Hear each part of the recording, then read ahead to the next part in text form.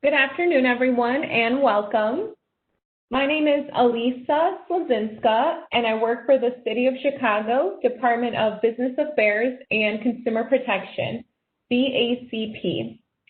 Welcome to the BACP Business Education Workshop Webinar Series. We have adapted our regular business education workshops at City Hall into these webinars until further notice. On behalf of our Commissioner, Rosa Escarino, I want to inform you that business licenses can be processed online where applicable by visiting chicagobusinessdirect.org. And please note that any websites or emails that I mention will be posted in the chat box, so you'll be able to reference them there.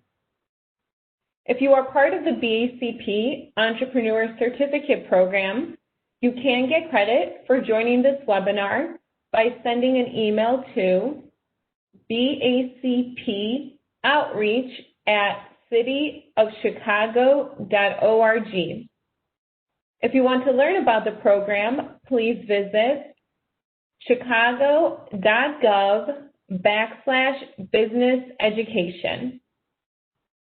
To help guide your business and employees during Chicago's reopening process, please visit chicago.gov/reopening.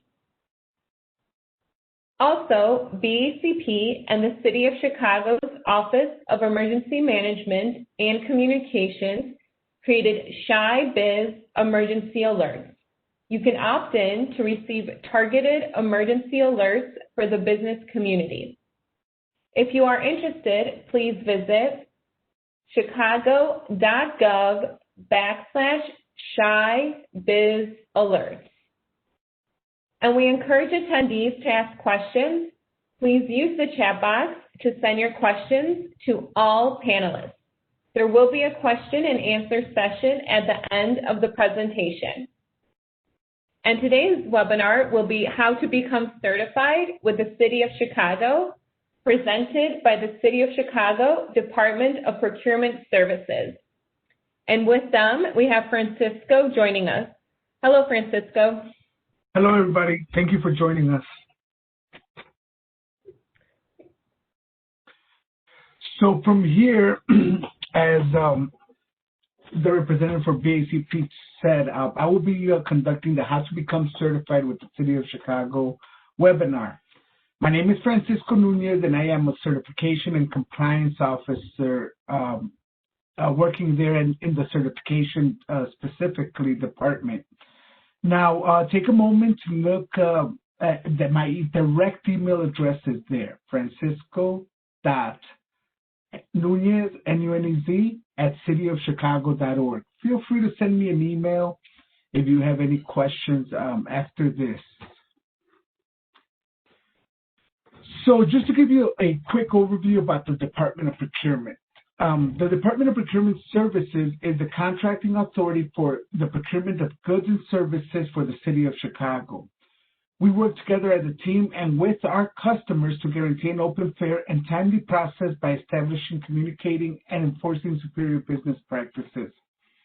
What does this mean? This means that here at the City of Chicago, we follow the most up-to-date technology and way to, maybe not technology, but of the most common methods to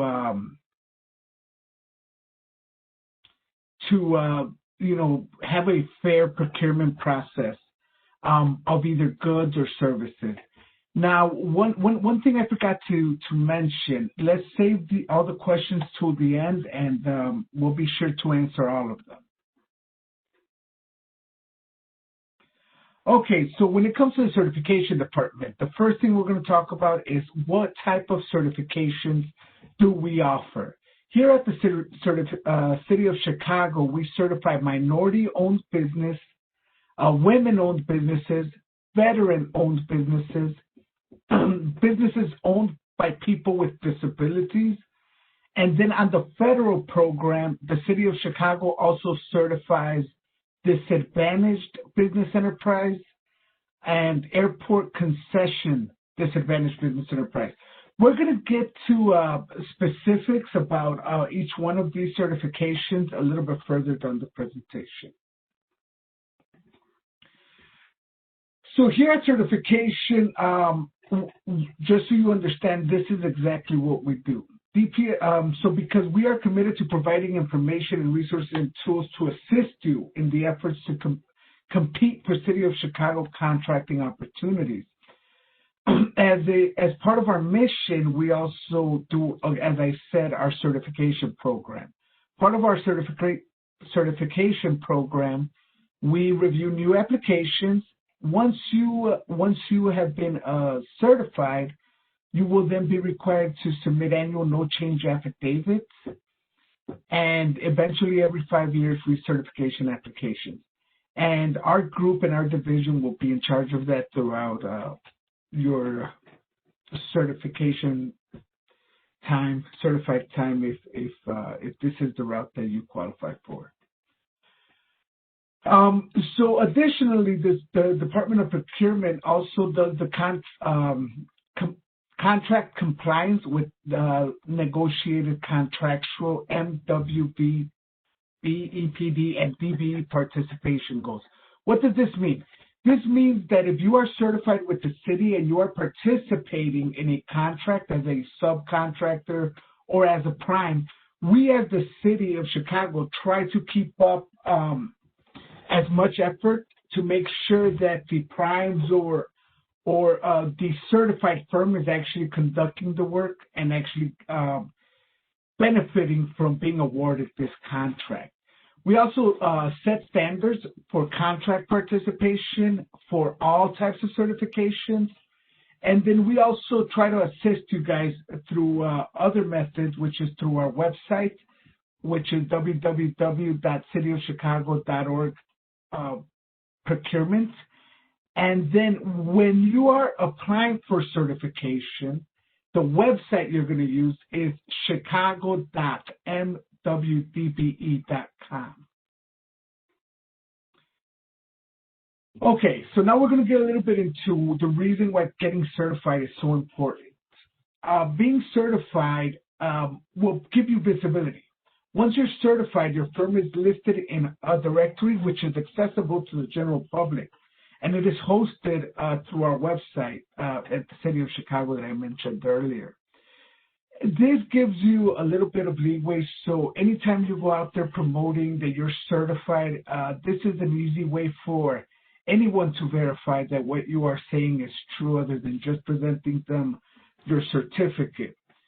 And again, there are minority, women, and veteran goals, as well as disadvantaged goals in order to participate in City of Chicago projects, as well as our sister agencies. Therefore, it creates a little bit of a need for minority and certified firms. We will always be needed because we do put these goals, and we try to involve as many people as possible, especially when they are certified through us. There are businesses in the private sector that also seek out certified firms for products and or services. For example, private or public corporations like Target, Walmart, Walgreens, all these, big chip Fortune 500 companies are always looking for certified firms as well. So that's just another reason why, another way you can benefit from this certification. It doesn't just, you shouldn't just stick to the private sector. You should use it as much as you can.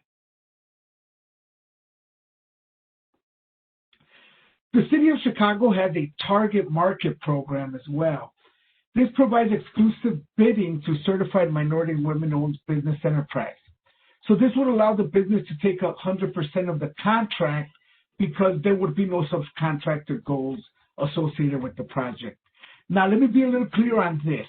So when we're talking about identifying contracts that can be directly awarded to a certified firm, it's not just that you have to be certified. You also have to have the capabilities.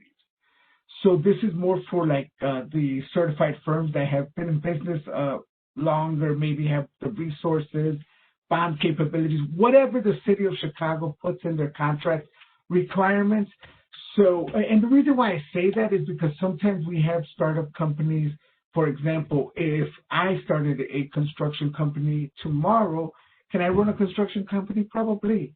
But can I run a $50 million contract with the city? I don't know. So let's just keep, and the reason why I say that is there is something for everyone. We just need to be able to identify where our business falls in this place. So all of our certifications are going to require that you are part of a qualifying group.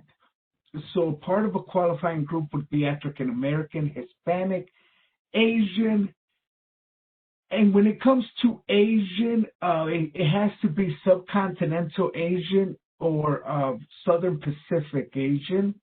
We not like the Middle East does not qualify. Neither does Russia, the part of Asia, or Russia. Then you have to be Native American. In order to be considered Native American, you will have to be able to provide to us that you are a member of a tribe that is recognized by the U.S. government. Of being a woman, a veteran, a person with disabilities. If you are a person with disabilities, we do not handle none of your medical information, nor do we make the determination whether you qualify for that program. You would have to send that request through a Schedule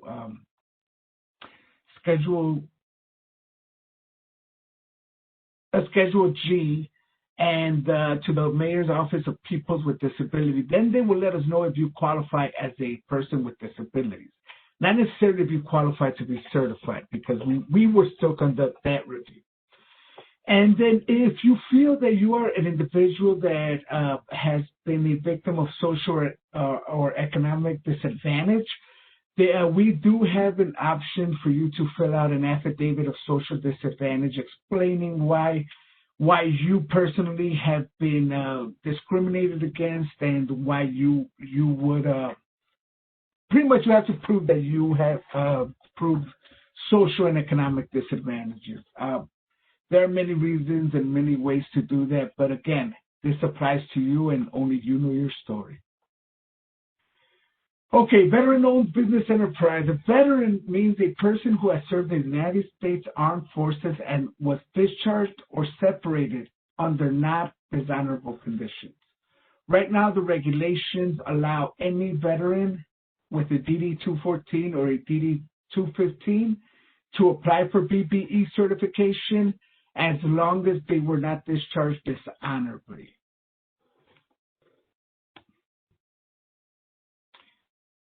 So another part of the requirements when it comes to being certified with the City of Chicago, you have to be identified as what we consider a local business.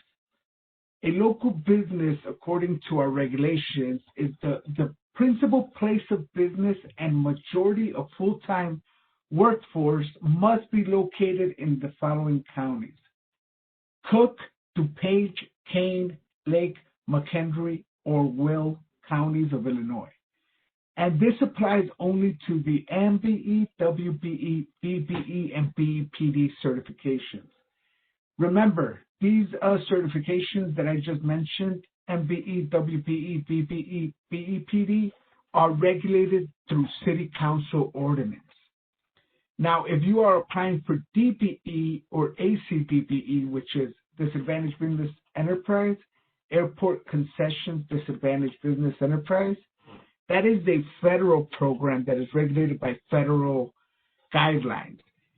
If you are applying for that, there are no requirements as long as your business is active anywhere in Illinois. You qualify as a local business. Now, also keep in mind that 51% of the company must be owned, controlled, and managed by the person of that group, whether it's minority, woman, a veteran, a person with disability, or someone who declares a social or economic disadvantage through a different form.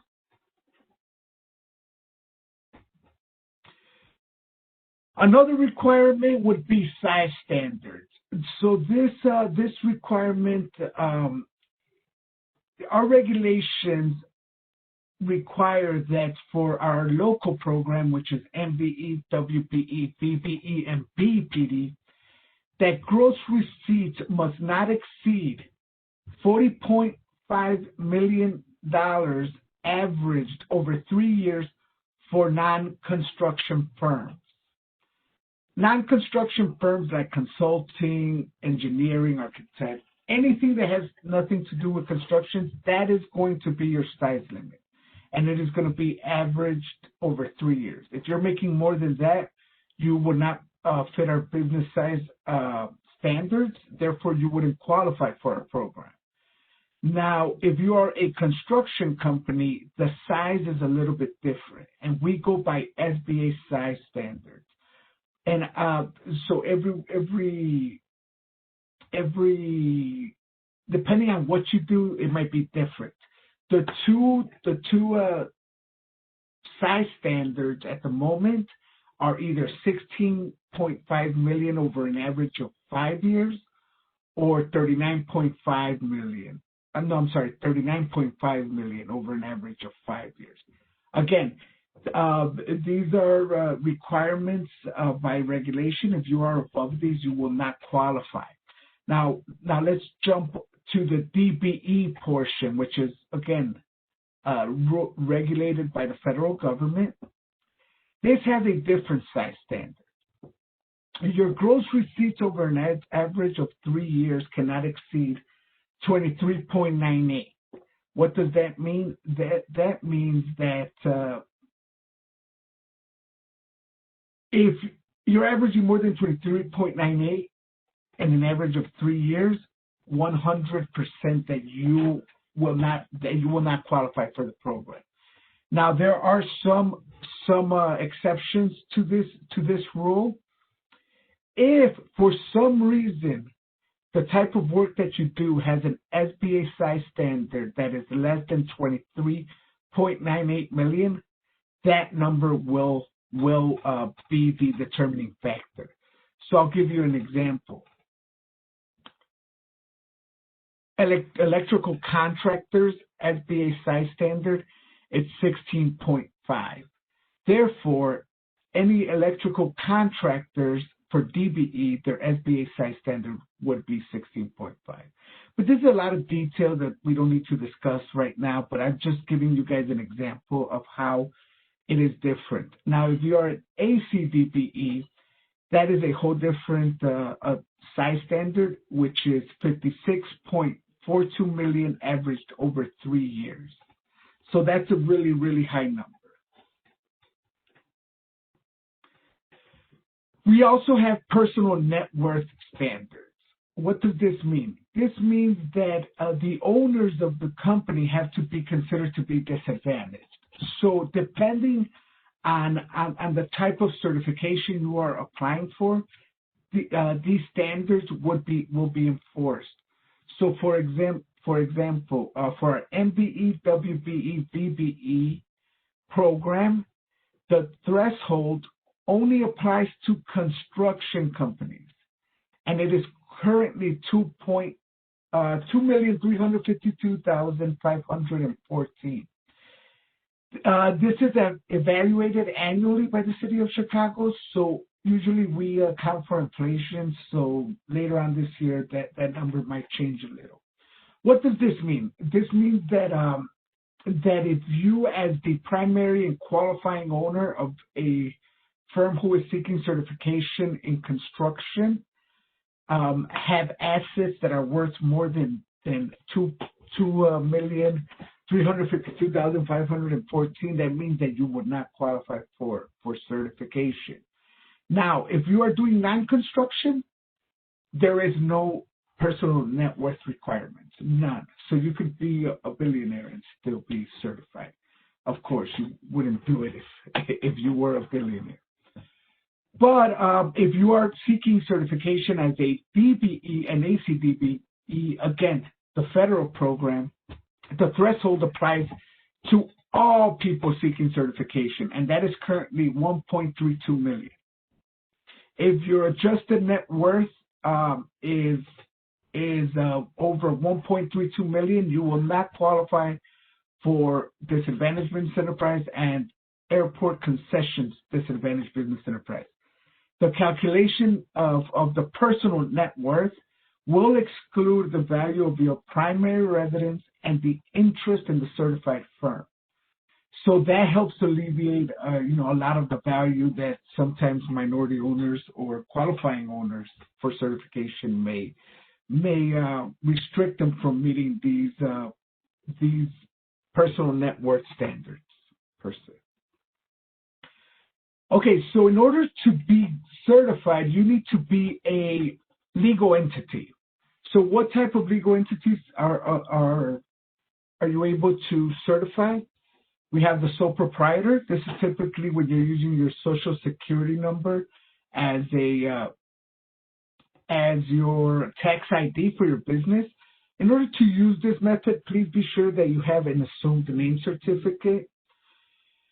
We also have general partnerships. If it's a general partnership, that's fine. Provide us your partnership agreement. That way we can prove the formation of the entity.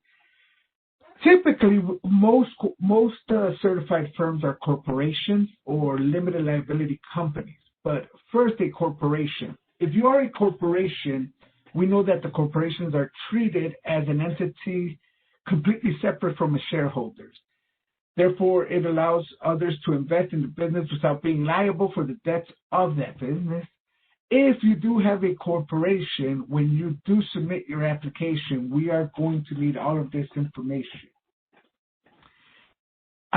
We got to make sure that you are actually a registered firm with the state of Illinois and that you are currently in good standings with the Secretary of State. We will need your articles of incorporation or articles of establishment. Oh, no, I'm sorry. This is for the corporation, so it would be your articles of incorporation. We would need your certificate of incorporation, bylaws of the corporation, and copies of all the stock certificates issued, including as many copies of meeting minutes if necessary.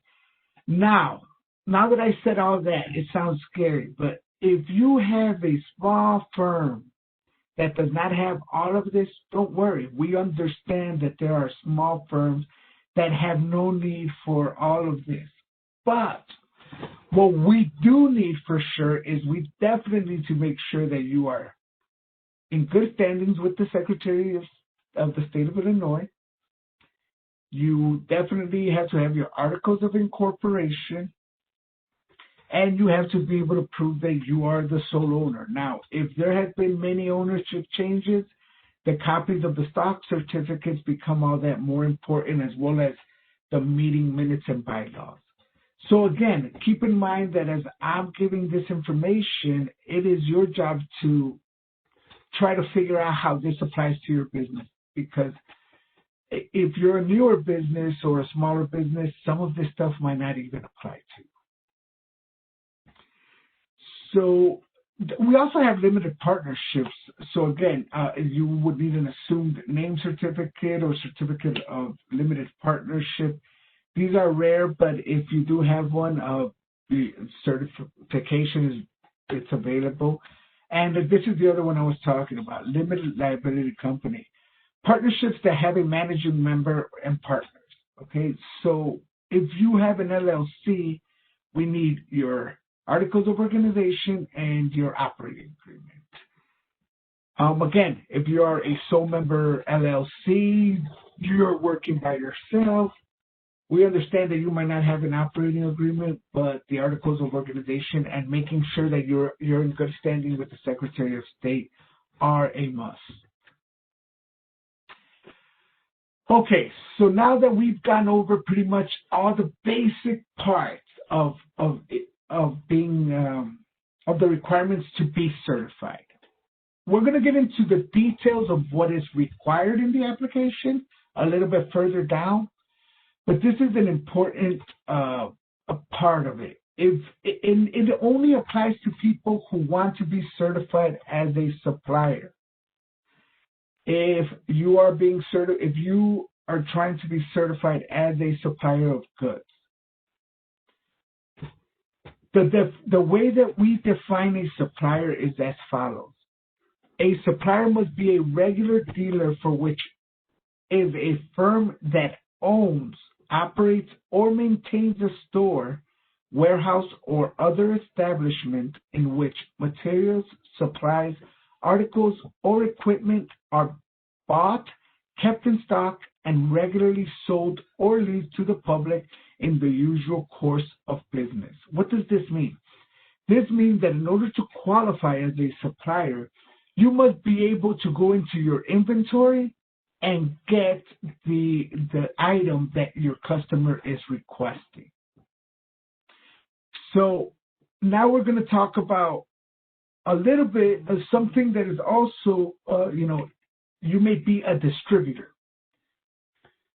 Firms operating as a distributor are identified as having a direct relationship with a manufacturer to distribute its goods and products within a specified territory or region. The goods and their products are not available or sold to the general public. So a distributor. So if you are a distributor, the best way to explain this is, for example, there are certain items that just would make no sense to store for anywhere because, you just can't get rid of it. So a distributor is someone who may have an agreement with the manufacturer, such as of Serta mattresses. In order to be a salesman of Serta mattresses, you have to have a distributor's agreement. Now, if I am a salesman and I have a company that sells mattresses, does that mean that I have to buy a huge warehouse to store all these mattresses? Absolutely not. What if I don't get rid of them? So what happens here is because you are a licensed distributor for the manufacturer, you can skip the whole having the goods available. So if you are a distributor, you still qualify for the program. Here is when you do not qualify for the program. Firms acting as a broker are not eligible for certification as an MBE, WBE, DBE, or BEPD, but can be eligible for certification as a DBE. So let me give you an example and the definition of what a broker is. A person or entity that fills orders by purchasing or receiving supplies from a third-party supplier rather than out of its own existing inventory, or provides no substantial service other than acting as a conduit between his or her supplier and his or her customers. So in other words, let's say, for example, if my business is Nunez Supplies and I specialize in office supplies, and I have the city of Chicago place an order with me. And then I get the order, and then I go to OfficeMax.com. I put the order, I pay for it, then I have it delivered to the city of Chicago. That's a broker. If you are a broker, you cannot be certified through our local program, which is MBE, WBE, BBE, and BEPD. But if you are a broker, you can be certified as a disadvantaged business enterprise. The federal regulations allow for brokers to be certified. The local regulations do not. Okay, so the online application process. All applications must be submitted online, like I stated before, at chicago.mwdbe.com. This is going to be our C2 system. It's going to ask you to create a login and password. Then you're going to be taken into our portal where you're going to be able to fill out the application. There is a $250 application fee. This is only for our local programs. The federal programs, which is DBE and ACDBE, do not have a fee, so they are free. Once you submit your application, you will, once we receive the application, we will take a look at it to make sure that it has all the basic information that we need to at least get the process started. If it does, and when it does, we will then send you an invoice via email for $250. That invoice can be paid at any of the city payment centers. They accept certified checks, cashier checks, or money orders. Credit card, debit cards are also accepted. You could pay the payment online. But it will come with a second page. The invoice will have a second page that has the address of all the buildings where you can pay the fee, or the link and the instructions on how to make the payment online. So now we're going to get a little bit into the application. And this is going to seem like no-brainers, but to be honest with you, this is very, very, very important. Especially as a smaller business, we understand how quickly contact information and how fast that day goes, where we don't have time to look at everything and anything that we want or need to look at. Now, make sure that when you're filling out the application, you provide the best contact information. Also, be sure to let us know what type of certification you are applying for. Now, if you are applying for MBE, WBE, VBE, BEPD, any of them or all of them, it will be the same application. Once you're applying for DBE or ACDBE or both, it will be the same application. So it's two applications, one for the local program and one for the federal program.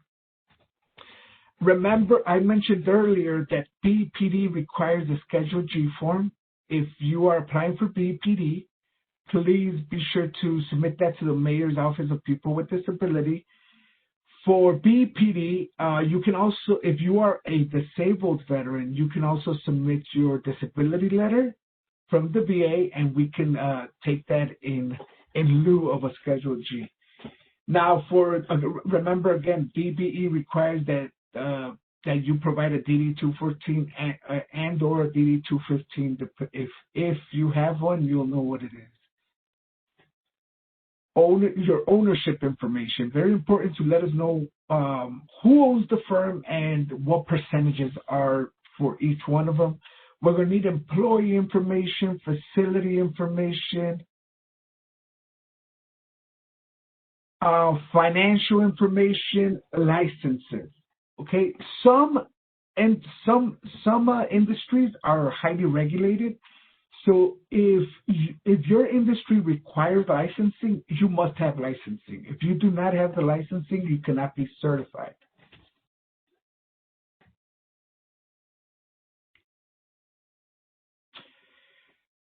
So in order to prove your eligibility, the following documents are very important to that. An up-to-date resume, evidence of executed contracts and or invoices. We will use your driver's license and birth certificate. And one of the most important things, proof of equity contribution. You need to be able to tell us how much you used to start your business, and we need to know pretty much all the money you used to start your business and where it came from. Your business bank account, we need it in organizational structure, an equipment list. Some industries require heavy equipment or machinery. Therefore, we need to make sure that we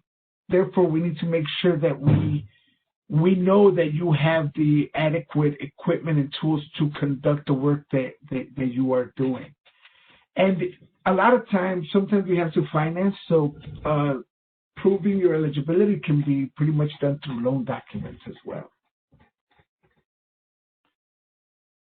When it comes to financial documents, it's this simple. It is pretty much this simple. we need 3 years of federal tax returns, both for your business and for your individual tax returns. 3 years, regardless of what the application is, we're going to need at least 3 years. If you are a construction company, we need 5 years. And if you are a construction company and you are, if you're applying for DBE, ACDBE, we need a personal net worth statement. That is the statement that I spoke about earlier to make sure you do not exceed it. The federal program is somewhere above 2.4 million, and the local program is somewhere above 1.2 million. And we're going to need W-2s and 1099s. It's not on this list, but it's always good to also put in your financial statements, like your profit and loss statement, statement of cash flow. If you are a supplier, make sure you submit your inventory. And don't worry too much, because the application is going to prompt you to what documents need to be uploaded. So you don't have to worry too much about that. So once you submit your application, the next question is, what do we do now? So the process can take approximately 90 days from the day we receive all documents. What does this mean? This means that it is very important that you submit an application as complete as possible. Because me as an officer, when I'm reviewing this application, and we get in the mix of it, the more complete it is, the easier it is for us to understand what's going on and to make a determination. So your application, once we look at it, originally we will make sure that we have all the documentation. And if we do not, don't worry, we're going to send you a request for information. So the request for information will be very specific on the information that we are missing. We'll request it. Once we get it back, we'll let you know if we need anything else. Now, again, we do review the documents thoroughly. We pride ourselves to make sure that we guard this program so all of the people who actually belong in the program are in the program. We always encourage people to apply. And that is the reason why we want to make sure that we do everything as, we're the gatekeepers of this program. So we got to make sure that we review everything. And the reason why I tell you that is because we try to go as fast as we could, but there are many applications that we receive throughout the years.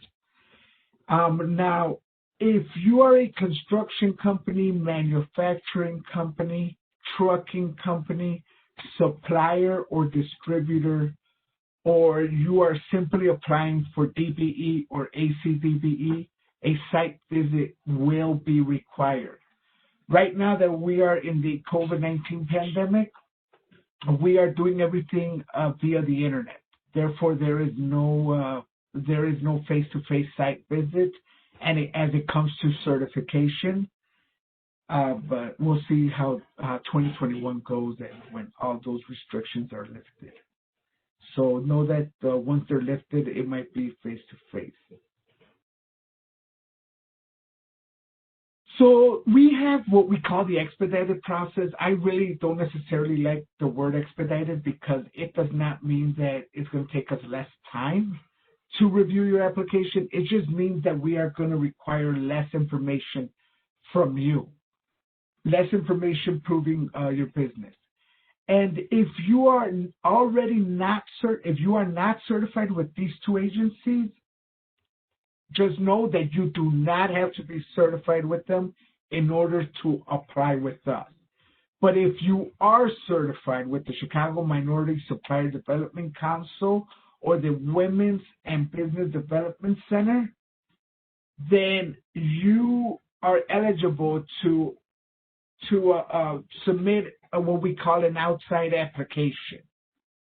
The outside application is still filled out online, the same way as the regular application.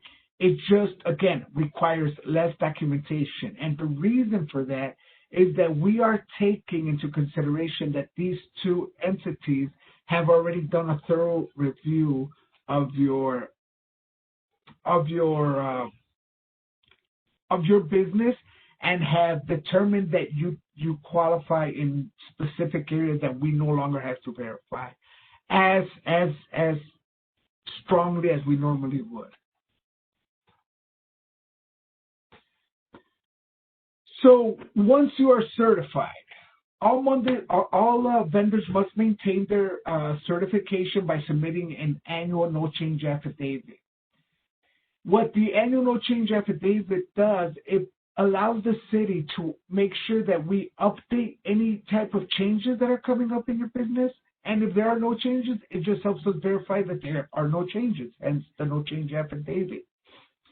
If there are major changes in your business and they occur before your no change affidavit is due, please be sure to let us know within 10 business days. But this is all going to be on your certification letter. And again, this is all, we just want to make sure that everybody that's in the program actually qualifies for the program.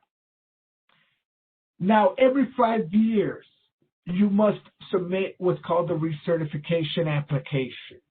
What is a recertification application? Recertification application, we again are going to ask for documents, not as many documents as we asked for in the original application, but we are going to ask for documents to make sure that you still qualify for the program. And this is only for our local program. For DBE and ACDBE, currently you just have to submit a no change affidavit for the entirety of your certification status, active certification status. When you do recertify, just know that there will be another $250 fee as of right now, unless City Council changes that in the future. So now, let's say, for example, you got certified and then you're like, oh my God, I forgot to include this code because this identifies something else that I do, and now they're asking me for it. No need to worry. You can submit what we call an expansion of services request. You're pretty much just going to go back into our C2 system and submit a different application. Now, note that an expansion request is treated as almost as a new application, but we don't have to verify whether you qualify for the program or whether you own the business. We just have to qualify whether you can do the new services that if you're able to do the new services that you're requesting. So for example, if again, we'll go back to myself. If I started a consulting company that consults on educational software, and then all of a sudden I submit an expansion request to become a general contractor of bridges and roads, and I mean, I'm gonna have to be able to demonstrate that I can be the general contractor of bridges and roads. So keep that in mind, that whatever you are applying for, that you can prove to us that you can do it easily. Otherwise, it's going to be a little bit more difficult. Okay, and again, this is just to keep the integrity of the program and make sure that people who qualify for the program are actually the ones that are benefiting from being certified. So when you submit an expansion request, please be as specific as possible in identifying the NACIS codes in which you would like to expand. The NACIS codes are for, the North American Industry Classification System Code.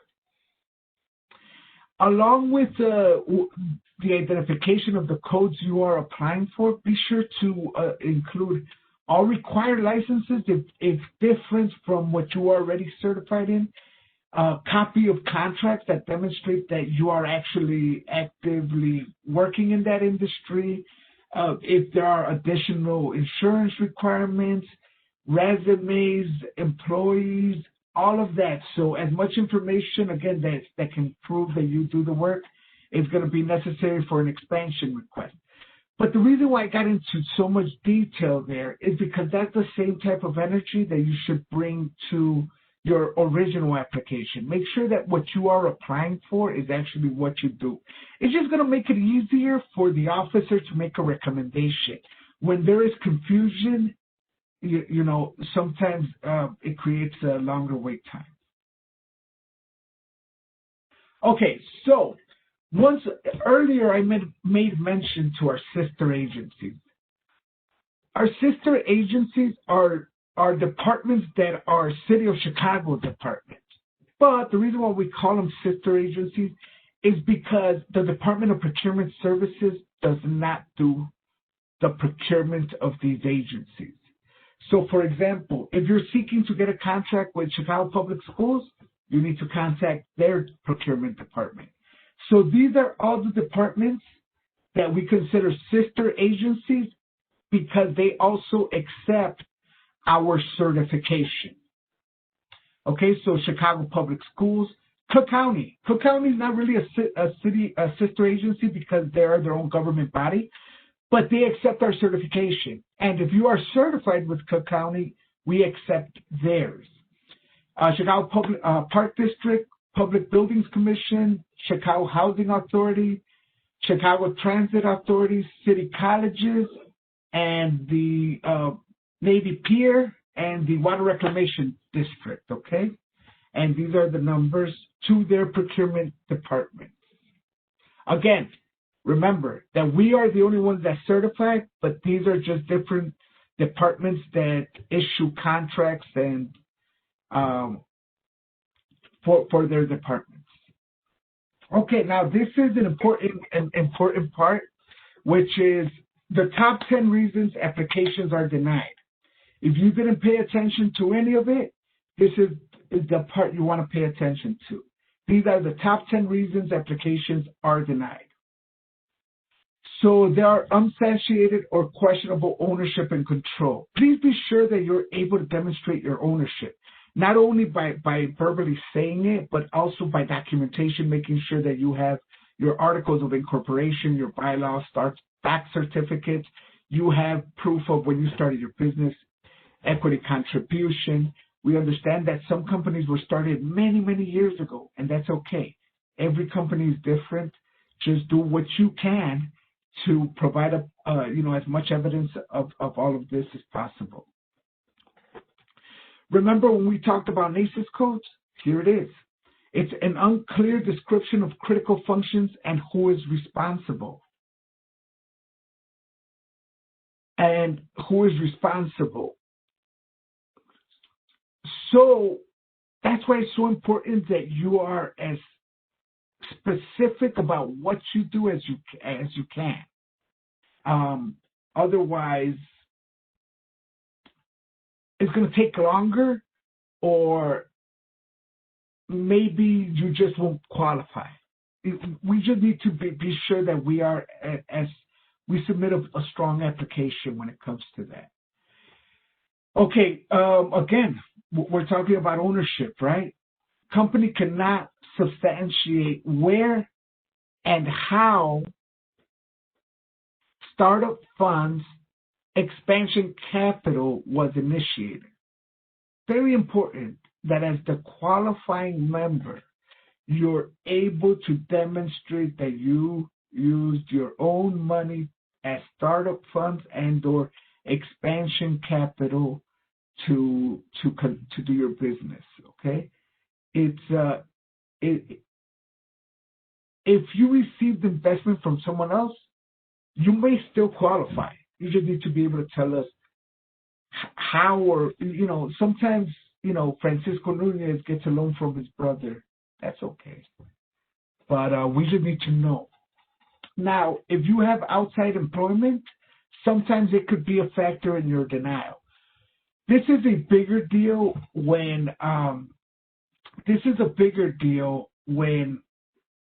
you have a company like a construction firm. If I am a carpenter running a company that's of carpenters, but then I work for another carpentry company.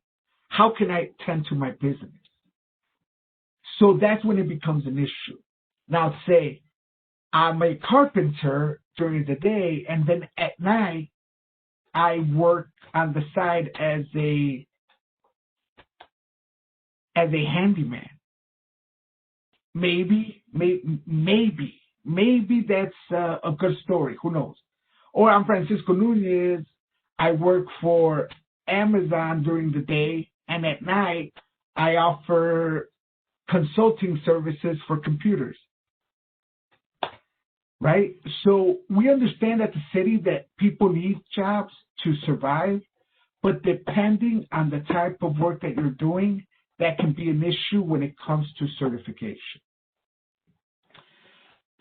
Okay, so, and then again, we talked, this one's pretty black and white, which is the company is not located within the 6-county region for our local program, and point of contact did not respond to requests for information in a timely manner. Once we review your information, I mentioned earlier that if we need additional information, we'll send you a request for information. If you do not respond to those, your application will be closed. So please be sure to always keep a lookout once you submit your application. Now, inconsistencies with the applicant firm name amongst various documents.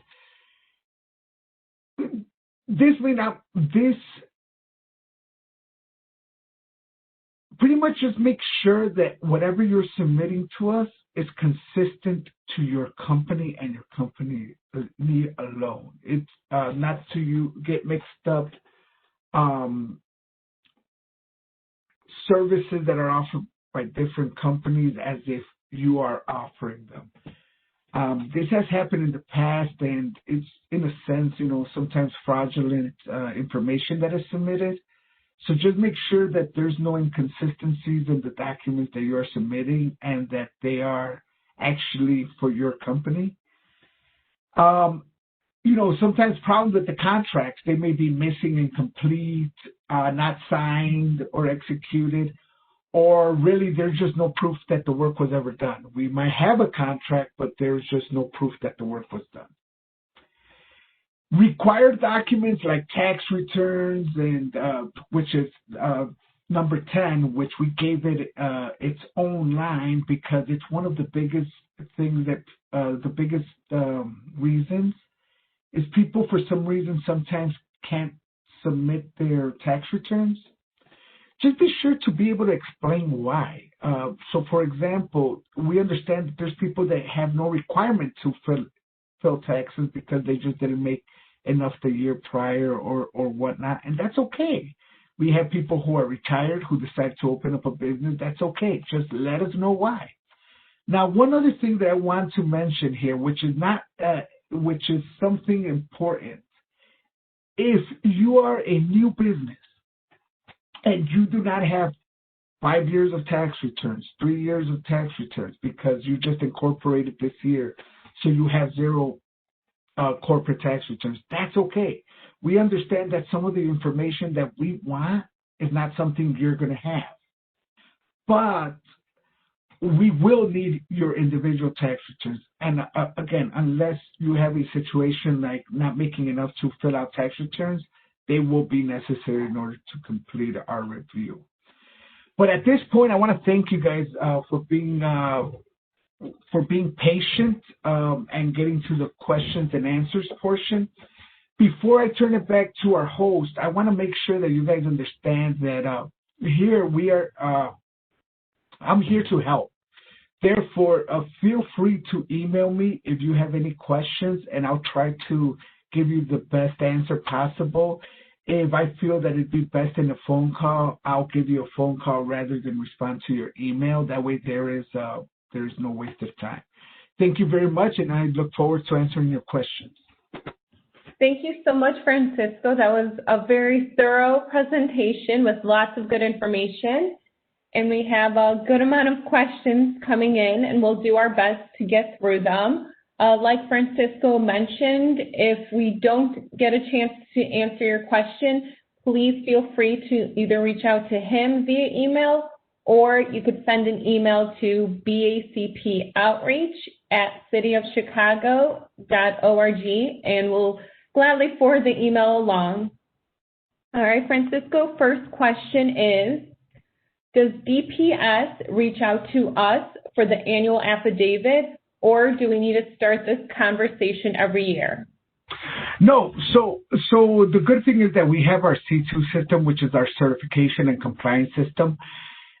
Our system will generate an automatic email 60 days, 30 days before your no change affidavit is due. And once you log in, you'll be able to export some of the information that you used on your original application. And as long as none of it has changed, you could just kind of like, yep, good. Upload whatever documentation you need. But the short answer is no, you do not have to start all over, and you will get notifications from us. Great. Next question is, can your office assist with completing the certification application, and are there waivers to lower the cost of the application? So no, unfortunately, we personally cannot assist. We can answer questions that you may have for clarification, but we cannot assist as in advising you on what to upload and things like that.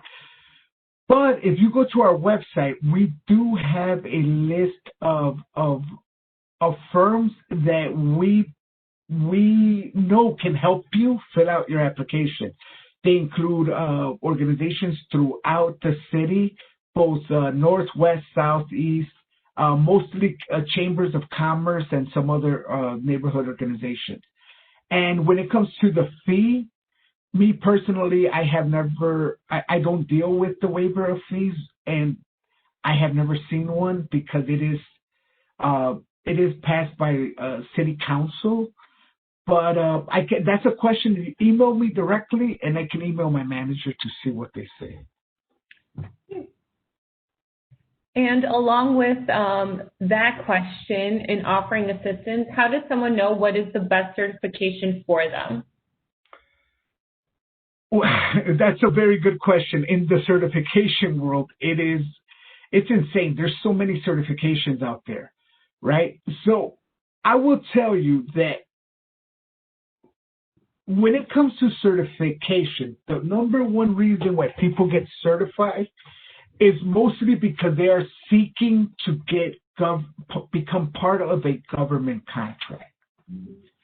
Now, it depends on who you're trying to get the contract with. City of Chicago only accepts City of Chicago certification and county certification. But what I do know is that many people accept our certification. Now, I don't know who accepts other certifications. So at that point, I would reach out to maybe a consultant or a certified firm that does something like you and try to get those answers. But it's hard for me to answer that question. But if you do send me, if you're unsure, like I saw in the comments, somebody asked about a real estate holdings company. Well, maybe you can get certified, but what are you going to get certified in? If it's your real estate holdings company, what is the advantages? Now, if you're trying to be a property manager, why wouldn't you just start a consulting company that's just for your property management, so you can be certified much easier? A lot of our certified firms, a lot of the owners have their their buildings on the side, like a real estate holdings company and things like that. So just know that it all depends on what you want to do. And I guess the follow-up question would be, someone's asking if they're a restaurant, what kind of certification should they get? So can you talk about, you briefly just mentioned certain industries and what makes sense and doesn't. Right. Can you talk about a little bit about that? And also, can you repeat what organizations they could reach out to assistance? And is that listed on the DPS website? So the list is listed on the DPS website. Off the top of my head, I'll tell you a couple off the top of my head that I know of. Latin American Chamber of Commerce, the Rainbow Push Coalition. Those are just two that I remember. I'm not saying that those are the ones you should go with because I don't know any of them. You need to make that choice for yourself. Now, when it comes to, what was the other question? I'm sorry. For industries, specific businesses, how do they know which ones they should and shouldn't get certified for? So I'll give you an example, not on what my opinion is, because again, it's whatever you decide to do, and I'm not giving anyone advice. But what I have seen is that a lot of restaurants get certified, as a minority woman-owned business if they want. Now, when it comes to the city of Chicago, I don't know how they utilize the certification, but then other people get certified when they're restaurants as an airport concessions disadvantaged business enterprise, because their goal is to get a restaurant inside the airport. Now, how do they do that? I have no idea, but that's what the certifications that they seek. And again, if you are applying for MBWPE, I don't know how many contracts the city puts out for restaurants or catering, but I know that, it's something good to have on the wall, right? If you're a restaurant, you can then go to other businesses and say, look, I'm a minority-owned business. It all depends on your marketing strategy, to be quite honest. And I do want to note that this webinar is being recorded and will be made available on our YouTube channel, which is youtube.com/Chicago BACP. We will not be sharing the individual slides, but by rewatching the video, you'll be able to go back, pause, and look at them as you please. Next question is a non-for-profit business able to get certified, or is it only for-profit organizations? Only for-profit organizations. The only certification that a non-for-profit organization can get is a business operated or owned by people with disabilities. That is, but when it comes to all of our others, right now they are for-profit. Someone asked, can you be identified as both a distributor and supplier at the same time?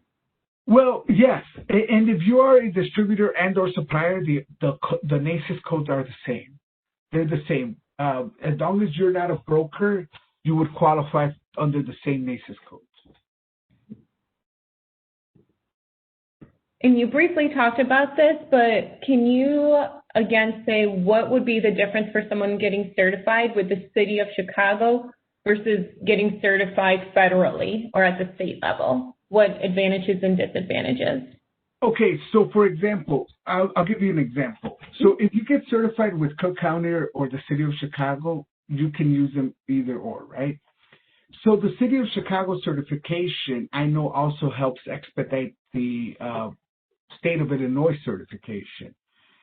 No certification helps expedite ours. So when it comes to the federal government, I know there are different types of certifications. There's like the SBA certification, which when it comes to the city of Chicago procurement, we don't accept. You have the, I believe there's like an A8 certification with the federal government. Again, those are for federal contracts, not for city contracts. The state wants you to be certified with them if you want to participate in state contracts. So again, it's really understanding your marketing strategy and who your potential client's going to be. City of Chicago certification is, from what I understand, one of the harder ones to get, because we're just, not that we're more thorough, but we just, we're really into this. We really want to, safeguard this program and make sure that everybody that qualifies becomes a part of the program. But it's just really hard to say what certification to get, because it depends on who you're trying to do business with. And if you're trying to do business with the federal government directly, then you need your federal certifications. Which ones, I don't know. You would have to contact someone for that information. But for City of Chicago and Cook County contracts, City of Chicago certification is one of the only two certifications you can use. Got it.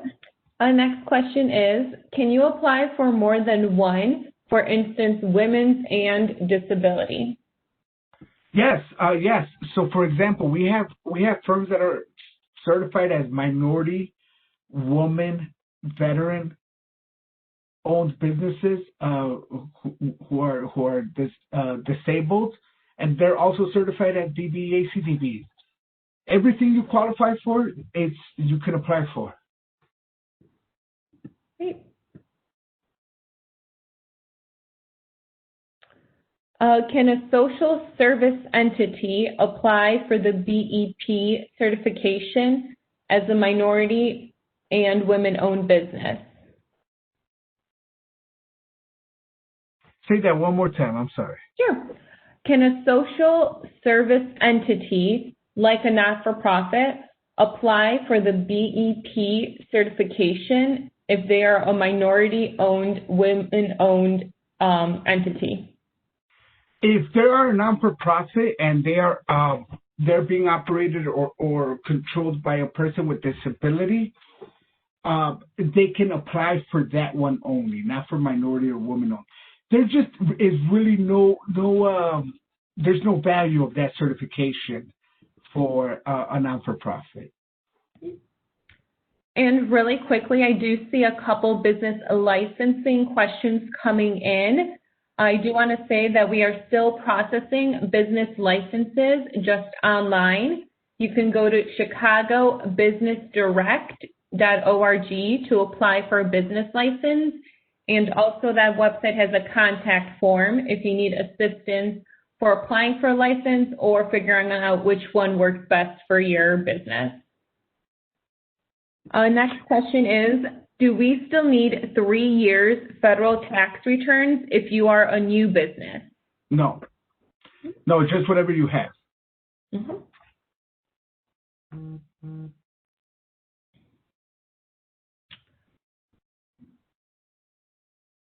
Regarding tax return documents, is it 3 consecutive years?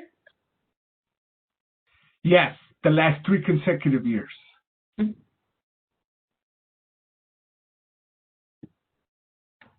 Another tax question, what if you are a sole proprietor since your business inception? Would you still submit federal taxes for the past 5 years? If you are a construction company, yes. So what you would do is you would just submit your personal tax returns, and we'll see your Schedule C in there, which shows the operation of your business. A couple questions about timeline. How long does certification last, and how often must you recertify? Okay, so once you are certified, it lasts for 5 years.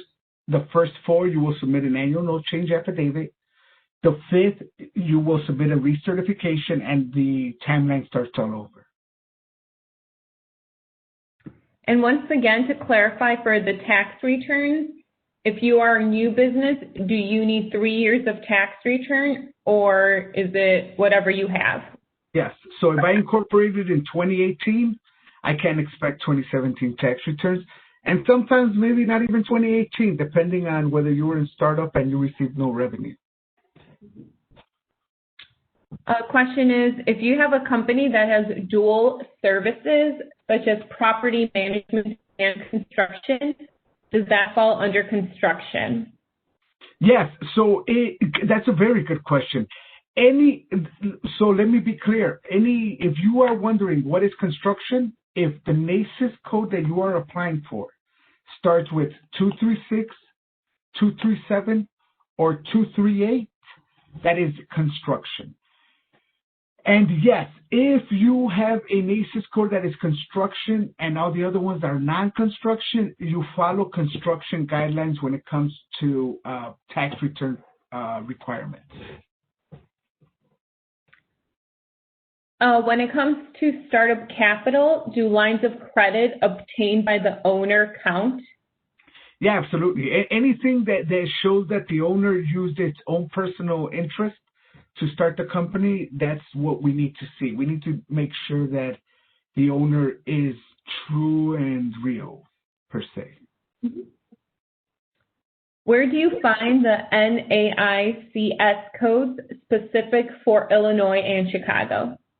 So NAICS codes are the same throughout North America. If you go to the census.gov and type in NAICS codes, NAICS, on Google, you'll find the database where you can look at all the NAICS codes. You could search by keyword, and anything will come up, and then that's how you can start your research. Once you start the application process, there's a link on there, so you can look for your NAICS codes while you're doing your application. Another question is, can you apply for certification in your first year of business? Yes, you can apply for certification tomorrow if you incorporate it today. Regarding company location, my business doesn't have a brick and mortar location. I have a mobile business that services the Chicagoland area. I use my home address as my corporation's address. How can I properly reflect this on an application? There's a lot of businesses that use home address. Not a problem. Not a problem. It is. If you will know if you cannot use a home address. So, for example, if you're trying to get certified as a manufacturing company, you're definitely not. You're going to have, a lease for a manufacturing plant of whatever you're doing, plus have the equipment. But you do have a lot of consultants that work out of home, and that's not an issue, as long as it is normal business practice in the industry. If DPS decides not to grant certification, what happens to the $250 fee? Okay, so if the city sends you a preliminary denial, you have the right to appeal it. And then if you do appeal, it goes to our Department of Law, who then does an independent review of your application. And if they decide that you do not qualify, you just get denied. But I have not seen of any fees being refunded in the past. Can you say again what qualifies for the MBE? What specific minority? So for MBE, Latin, Hispanic, African American, Asian. So when it comes to Asian, anybody that's subcontinental Asian. So for example, anybody from India, Pakistan, I believe, Afghanistan. There's a few other countries there. I'm sorry, I can't say them off the top of my head. And then you have countries like China, Korea, the Philippines. Those are also considered minorities. But certain countries in Asia, like Iraq, Iran, Saudi Arabia, none of those are considered to be disadvantaged. Therefore, they do not qualify for certification. A question is, secondary employment would be okay if it's not the same field as your business. I have a restaurant as my business, but I work as an analyst. Well, yeah, absolutely. It's understandable. I think the problem arises when, Francisco Núñez, who works in an office, wants to get certified in a water treatment plant. Do I really run a water treatment plant? I don't know. So again, it all depends on the relationship and how far-fetched it is. But again, outside employment can also become a problem. But like the person who asked the question, she's an analyst during the day, and then she's trying to get her restaurant off the ground. That makes sense. What if you took over a business from someone who was MBE and in business for 15 years? Does the new owner need to go through the process of certification?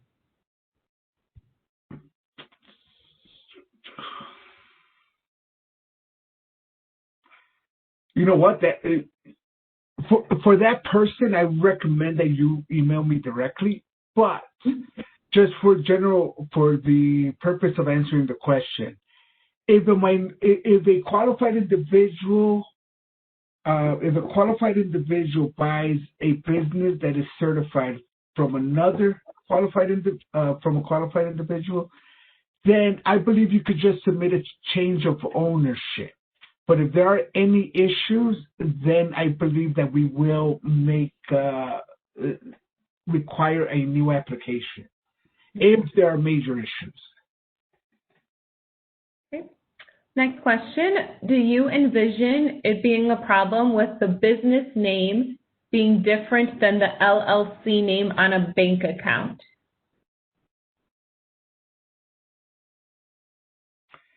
Yes. Yes, a business bank account must be a business bank account. For example, it is good practice for any business to have a business account, and that could be a reason for denying an application. So it's a case by case basis. A lot of questions about real estate investment businesses getting certified, or real estate brokerage or consulting. You've talked about it a little bit before, but if you can go over it again. So yes, if you're a real estate agent, if you offer any type of service, absolutely, you can get certified. Now, if you're a real estate investment company, like you buy properties and you just hold them because they're your property, I don't know what you would be certified in, but if you use it as a property management company, that's fine. Anything that you can offer a service, you could definitely be certified in. And if you are looking to be certified for two different things, like minority and women, does this require 2 applications and 2 fees? No, 1 fee if you are submitting an application for minority, women, veteran, and people with disability. That is 1 application, and if you qualify for all 4, it's 1 fee. If you qualify for only 1, it's still 1 fee. What certifications would a home health agency receive? Well, again, it's depending on what you qualify in and what you apply for, right? We as certification officers, in the application, it states that we want you guys to tell us more than anything what you do. So once you tell us what you do and you choose your NACES codes, that's what we're going to base our review on. We're going to base our review whether you qualify for certification in the areas you are certified. In sense, we're not the ones who determine what you're certified in. We review the application that you submit, telling us what you should be certified in. A good question is, what is the necessary steps for a landscaping company wanting to work with the city of Chicago? So now this is a contracting question. So when it comes to contracting, the city of Chicago also has our department of Procurement Services, has a couple webinars that I'm sure BACP is eventually going to highlight. One of them is doing business with the city. That webinar will answer any questions regarding on how to participate in the bidding process for any contract for goods or services with our department. And Francisco brings up a good point that his department, DPS, does host webinars that do go more in depth on this topic and doing business with the city. And all of those can be found at chicago.gov/DPS.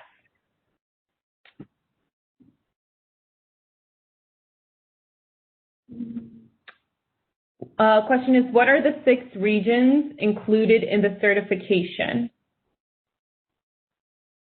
Oh, the 6 counties? Cook County, it is Cook County, Lake County, DuPage, McHenry. Let me see. Here we are. It's Cook, DuPage, Kane, Lake, McHenry, and Will counties. Can you elaborate on target market program and how I can look for contracts under the program? So our department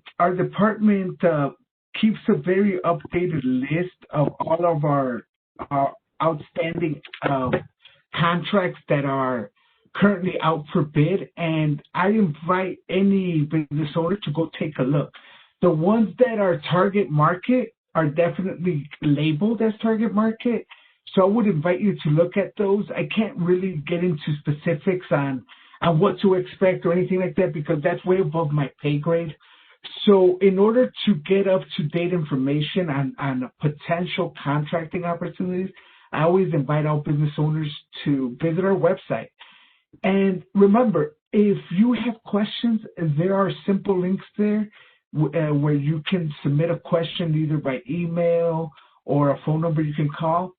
Has COVID-19 restricted us from answering a phone right away? Yes, but that has not restricted us from returning a call or an email. And we have time for a couple more questions. First question is there a benefit in applying for a certification if I own a home-based daycare? I've had people get certified in it. I don't know. I know I've had foster parents get certified. I don't know how it helps. But it's a good question for you to ask whomever you're receiving your funding from or your payments from. But I don't know whether it's convenient for you, and I don't want to advise you with either give you false hope or even I don't know. I apologize.